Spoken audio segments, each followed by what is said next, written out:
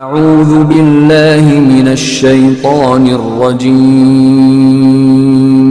بسم الله الرحمن الرحيم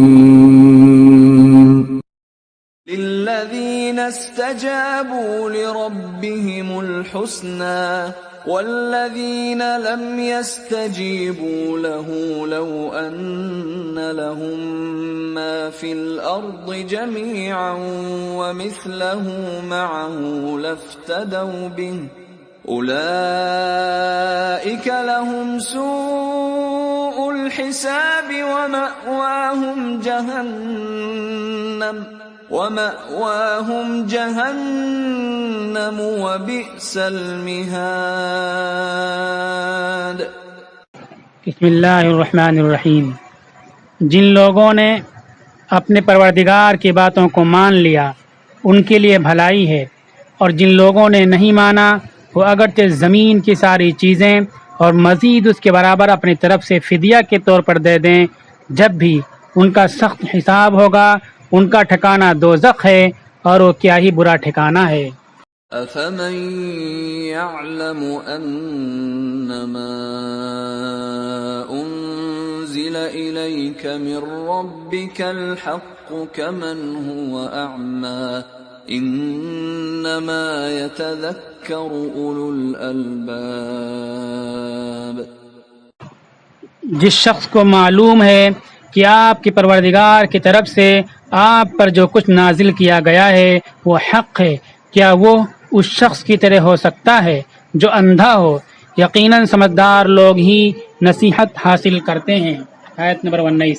الذين يوفون بعهد الله ولا ينقضون الميثاق،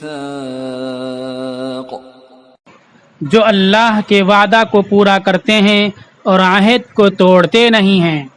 والذين يصلون ما أمر الله به أن يوصل ويخشون ربهم ويخافون سوء الحساب۔ اللہ نے جس رشتہ کے جوڑے رکھنے کا حکم دیا ہے اس کو جوڑے رکھتے ہیں، اپنے پروردگار سے ڈرتے رہتے ہیں اور حساب و کتاب کی سختی سے سہمے رہتے ہیں۔ والذین صبروا ابتغاء وجه ربهم وأقاموا الصلاة وأنفقوا مما رزقناهم سرا وعلانية ويدرؤون بالحسنة السيئة أولئك لهم عقبى الدار۔ نیز وہ اپنے پروردگار کی خوشنودی کی طلب میں ثابت قدم رہتے ہیں، نماز قائم کرتے ہیں، اور جو کچھ ہم نے ان کو عطا فرمایا ہے چھپا کر بھی اور ظاہر کر کے بھی اس میں سے خرچ کرتے ہیں، برے برتاؤ کا مقابلہ اچھے برتاؤ سے کرتے ہیں، انہی کے لیے بہترین انجام ہے۔ جنات عدن يدخلونها ومن صلح من آبائهم وأزواجهم وذرياتهم والملائكة يدخلون عليهم من كل باب۔ وہ ہمیشہ رہنے والی جنتوں میں خود داخل ہوں گے، ان کے ماں باپ، شوہر و بیوی اور اولاد بھی جو صالح ہوں، نیز فرشتے ہر دروازے سے ان پر داخل ہوا کریں گے۔ سلام علیکم بما صبرتم فنعم عقبى الدار۔ وہ کہا کریں گے آپ لوگوں نے جو صبر کیا اس کے بدلہ آپ پر سلامتی ہو، تو اس عالم میں یہ کیا ہی بہتر انجام ہے۔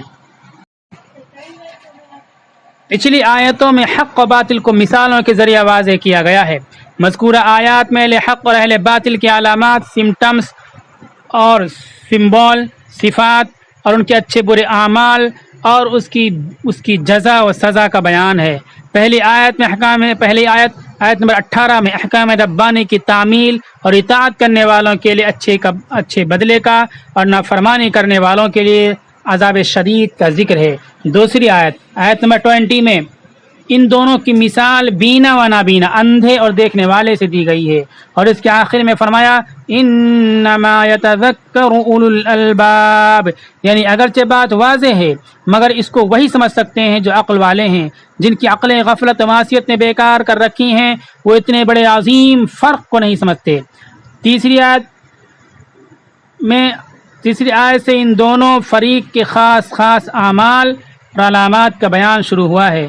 پہلے احکام الہیہ کے ماننے والوں کی صفات یہ بیان فرمائی ہیں، الذین یوفون بعہد اللہ، یعنی یہ وہ لوگ ہیں جو اللہ تعالیٰ سے کیے ہوئے عہد کو پورا کرتے ہیں۔ مراد اس سے وہ تمام عہد و پیمان ہیں جو اللہ تعالیٰ نے اپنے بندوں سے لیے ہیں، جن میں سب سے پہلا وہ عہد ربوبیت ہے جو ازل میں تمام ارواح کو حاضر کر کے لیا گیا تھا۔ الست بربکم، یعنی کیا میں تمہارا رب نہیں ہوں، جس کے جواب میں سب نے ایک زبان ہو کر کہا تھا بلا، یعنی کیوں نہیں، آپ ضرور ہمارے رب ہیں۔ اسی طرح تمام احکام الہیہ کی اطاعت، تمام فرائض کی ادائیگی اور ناجائز چیزوں سے بچنے کی من جانب اللہ وصیت اور بندوں کی طرف سے اس کا اقرار مختلف آیات قرآن میں مذکور ہے۔ دوسری صفت ولا ينقضون المیثاق، کہ یہ لوگ کسی عہد و میثاق کی خلاف ورزی نہیں کرتے۔ اس میں وہ عہد و پیمان بھی داخل ہیں جو بندے اور اللہ تعالیٰ کے درمیان ہیں، جن کا ذکر ابھی پہلے جملے میں عہد اللہ کے الفاظ سے کیا گیا ہے، اور وہ عہد بھی جو امت کے لوگ اپنے نبی و رسول سے کرتے ہیں، اور وہ معاہدے بھی جو ایک انسان دوسرے انسان کے ساتھ کرتا ہے، کہ اللہ کے نیک بندے ان معاہدوں کی پاسداری کیا کرتے ہیں۔ ابو داود نے بروایت عوف بن مالک کی حدیث نقل کی ہے کہ رسول اللہ صلی اللہ علیہ وسلم نے صحابہ کرام سے پر عہد و بیعت لی کہ اللہ کے ساتھ کسی کو شریک نہ کریں گے، 5 وقت کی نماز کو پابندی سے ادا کریں گے، اپنے دیندار عمرا حاکموں کی اطاعت کریں گے، کسی انسان سے کسی چیز کا سوال نہ کریں گے۔ جو لوگ اس بیعت میں شریک تھے ان کا حال پابندی عہد میں یہ تھا کہ اگر گھوڑے پر سواری کے وقت ان کے ہاتھ سے کوڑا گر جاتا تو کسی انسان سے نہ کہتے کہ کوڑا اٹھا دو، بلکہ خود سواری سے اتر کر اٹھاتے تھے۔ صحابہ کرام کے دلوں میں حضرت صلی اللہ علیہ وسلم کی محبت و عظمت اور جذبہ اطاعت کا اثر تھا، ورنہ یہ ظاہر تھا کہ اس طرح کے سوال سے منع فرمانا مقصود نہ تھا۔ جیسے کہ حضرت عبداللہ بن مسعود رضی اللہ تعالی عنہما ایک مرتبہ مسجد میں داخل ہو رہے تھے، دیکھا کہ حضرت صلی اللہ علیہ وسلم خطبہ دے رہے ہیں، اور اتفاق سے ان کے داخلے کے وقت آپ کی زبان مبارک سے کلمہ نکلا کہ بیٹھ جاؤ۔ عبداللہ بن مسعود جانتے تھے کہ اس کا یہ مطلب نہیں کہ سڑک پر یا بے موقع کسی جگہ کوئی ہے تو وہیں بیٹھ جائے، مگر جذبہ اطاعت نے ان کو آگے قدم بڑھانے نہ دیا، دروازے سے باہر ہی جہاں یہ آواز کان میں پڑی اسی جگہ بیٹھ گئے۔ تیسری صفت اللہ تعالیٰ کے فرما بردار بندوں کی یہ بتلائی گئی، والذین یصلون ما امر اللہ به ان یوصل، یعنی یہ لوگ ایسے ہیں کہ اللہ تعالیٰ نے جن تعلقات کو قائم رکھنے کا حکم دیا ہے ان کو قائم رکھتے ہیں۔ اس کی مشہور تفسیر تو یہی ہے کہ رشتہ داری کے تعلقات قائم رکھتے ہیں، اور ان کے تقاضوں پر عمل کرنے کا اللہ نے جو حکم دیا ہے یہ لوگ ان تعلقات کو قائم رکھتے ہیں۔ بعض حضرات مفسرین نے فرمایا کہ اس سے مراد یہ ہے کہ یہ لوگ ایمان کے ساتھ عمل صالح نیک کاموں کو، یا حضرت صلی اللہ علیہ وسلم اور قرآن پر ایمان کے ساتھ پچھلے انبیاء ان کی کتابوں پر ایمان کو بھی ملا دیتے ہیں۔ چوتھی صفت یہ بیان فرمائی وَيَخْشَوْنَ رَبَّهُمْ، یعنی یہ لوگ اپنے رب سے ڈرتے رہتے ہیں۔ یہاں لفظ خوف کے بجائے خشیت کا استعمال کرنے میں اس طرف اشارہ ہے کہ اللہ تعالیٰ سے ان کا خوف اس طرح کا نہیں جیسے درندہ جانور یا موذی انسان سے طبعاً خوف ہوا کرتا ہے، بلکہ ایسا خوف ہے جیسے اولاد کو ماں باپ کا، شاگرد کو استاد کا خوف عادتاً ہوتا ہے، کہ اس کا منشا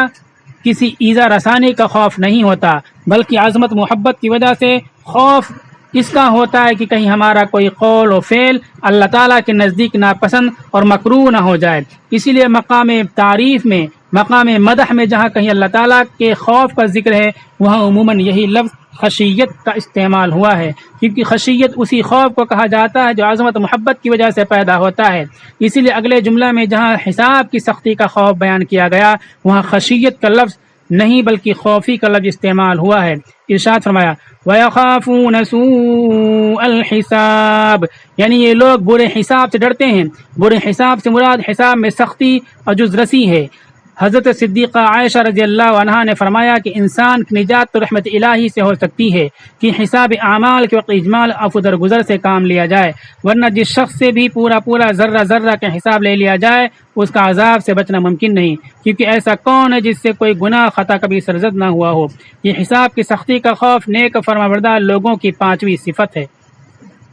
6ٹھی صفت بیان فرمائی والذین صبروا ابتغاء وجہ ربہم، یعنی یہ لوگ جو خالص اللہ تعالیٰ کی رضا جوئی کے لیے صبر کرتے ہیں۔ صبر کے معنی عربی زبان میں اس مفہوم سے بہت عام ہے جو اردو زبان میں سمجھا جاتا ہے کہ کسی مصیبت اور تکلیف پر صبر کریں، کیونکہ اس کی اصلی معنی خلاف طبع چیزوں پر پریشان نہ ہونا بلکہ ثابت قدمی کے ساتھ اپنے کام پر لگے رہنا۔ اسی لیے اس کی 2 قسمیں بیان کی جاتی ہیں، ایک صبر علی الطاعہ یعنی اللہ تعالیٰ کے احکام کی تعمیل پر ثابت قدم رہنا، دوسرے صبر عن المعصیہ یعنی گناہ سے بچنے پر ثابت قدم رہنا۔ صبر کے ساتھ ابتغاء وجہ ربہم کی قید نے یہ بھی بتلا دیا کہ مطلقاً صبر کوئی فضیلت کی چیز نہیں، کیونکہ کبھی نہ کبھی تو بے صبری نے انسان کو بھی انجام کار ایک مدت کے بعد صبر آ ہی جاتا ہے۔ جو صبر غیر اختیاری ہو اس کی کوئی خاص فضیلت نہیں، نہ ایسی غیر اختیاری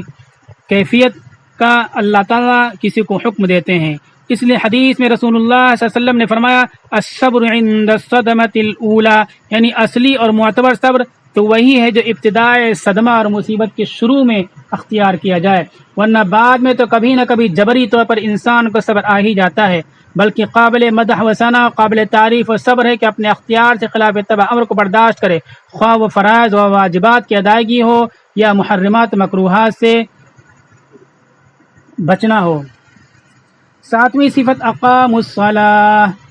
ہے۔ اقامت صلاۃ کے معنی نماز کو اس کے پورے آداب و شرائط خشوع کی رعایت کے ساتھ ادا کرنا ہے، محض نماز پڑھنا نہیں۔ اسی لیے قرآن کریم میں عموماً نماز کا حکم اقامت صلاۃ کے الفاظ سے دیا گیا ہے۔ 8ویں صفت وَأَنفَقُوا مِمَّا رَزَقْنَاهُمْ سِرًّا وَعَلَانِيَةً، یعنی وہ لوگ جو اللہ کے دیے ہوئے رزق میں سے کچھ اللہ کے نام پر بھی خرچ کرتے ہیں۔ اس میں اشارہ کیا گیا کہ تم سے جس مال زکوٰۃ وغیرہ کا مطالبہ اللہ تعالیٰ کرتا ہے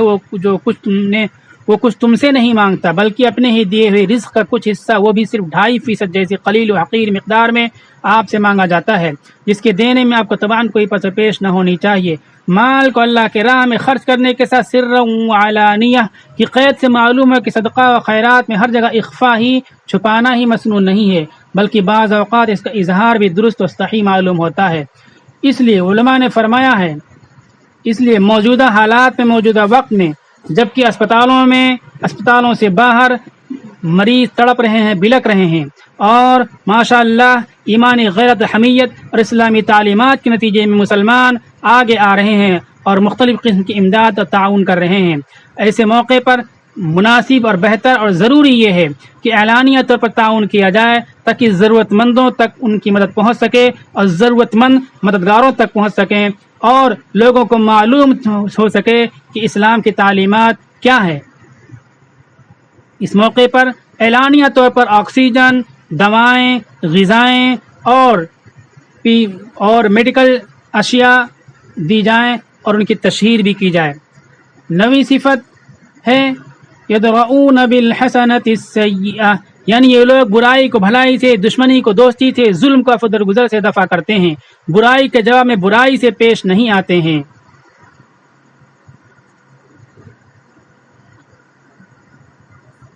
اللہ تعالیٰ کے فرمانبرداروں کی یہ 9 صفتیں بیان کرنے کے بعد ان کی جزا یہ بیان فرمائی اولئک لہم عقبی الدار، دار سے مراد دار آخرت ہے،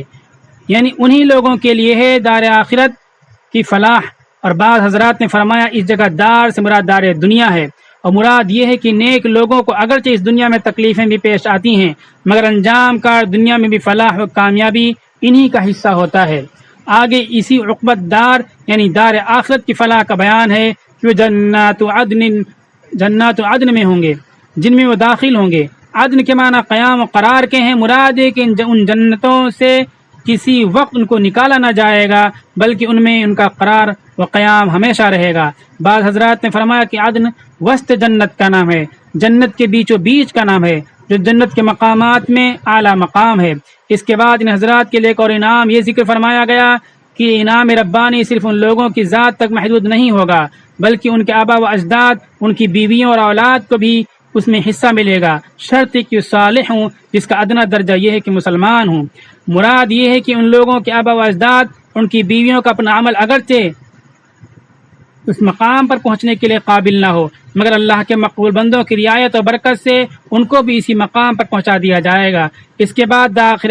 دار آخرت میں ان کی فلاح کامیابی کا مزید بیان یہ ہے کہ فرشتے ہر دروازہ سے ان کو سلام کرتے ہوئے داخل ہوں گے، کہتے ہیں کہ تمہارے صبر کی وجہ سے تمام تکلیفوں سے سلامتی ہے، یہ کیسا انجام ہے اور دار آخرت کا۔